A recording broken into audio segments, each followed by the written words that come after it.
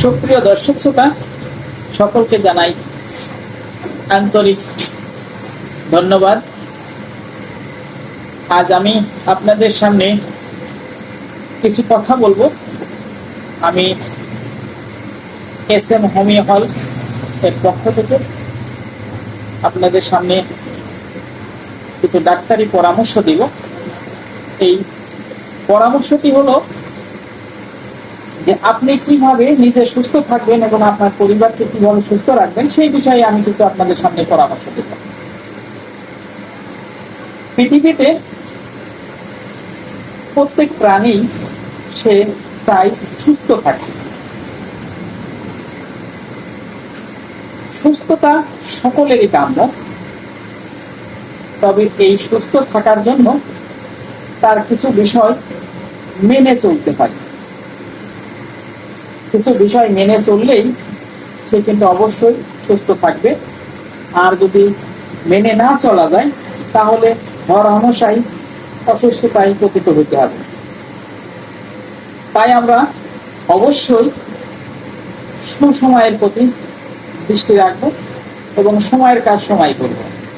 যেমন আমরা যদি সকালের খাবার সকালে না খেয়ে আমরা দুপুরে খাই তাহলে ওই খাবারটা কিন্তু আমার ওইভাবে কাজে লাগবে না। সকালের গোসল যদি আমরা রাতে করি তাহলে কিন্তু আমার ওই গোসলের যে কাজ সেই কাজটা কিন্তু হবে না। অর্থাৎ এক কথায় আমাদের যে রুটিন সেই রুটিনটা আমাদের ফলো করতে হবে। আমরা প্রত্যেকদিন চেষ্টা করব নির্দিষ্ট সময়ে খাওয়ার টাইমে খাওয়া, গোসলের সময় গোসল করা এবং ঘুমানোর টাইমে ঘুমানো। এই তিনটা জিনিস আমাদের অবশ্যই খেয়াল রাখতে হবে। যেহেতু আমরা সকলেই কর্মব্যস্ত মানুষ, আমরা যে যে তার কর্মে আছি সেই কর্ম দিকে অবশ্যই দৃষ্টিভঙ্গি রাখবো। তবে এই কর্মের পাশাপাশি আমাদের যে যখন যেটি করার দরকার সেটা আমাদের সেই নির্দিষ্ট টাইমে অবশ্যই পালন করতে হবে, তাহলেই আমরা সুস্থ থাকতে পারবো।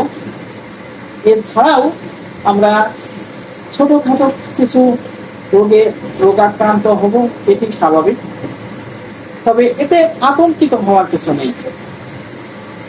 আমরা ছোটখাটো রোগে আক্রান্ত হলেই আমরা অনেক বেশি আতঙ্কিত হয়ে যাই এবং আতঙ্কগ্রস্ত হয়ে পড়ি। এমনকি আমরা নিজেরাই নিজেদের ডাক্তারি করা শুরু করে দিই। কিন্তু এই কাজটি করা যাবে না, কারণ আপনি যেহেতু ডাক্তারি বিষয়ে কোনো পড়াশোনা করেন নাই, তাই আপনি ইচ্ছা মতো যে কোনো ওষুধ সেবন করতে পারেন না। আপনি যদি কোনো রোগে আক্রান্ত হন তাহলে অবশ্যই একজন অভিজ্ঞ ডাক্তারের পরামর্শ নিয়ে সেই পরামর্শ অনুযায়ী যদি আপনি ওষুধ সেবন করেন তাহলে অবশ্যই আপনি স্বল্প সময়ে রোগ মুক্তি পাবেন।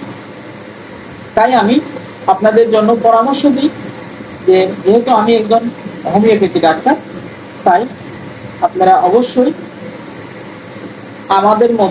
আমার মতো যে সমস্ত হোমিওপ্যাথি ডাক্তার আছে তাদের সাথে আপনি পরামর্শ করেন এবং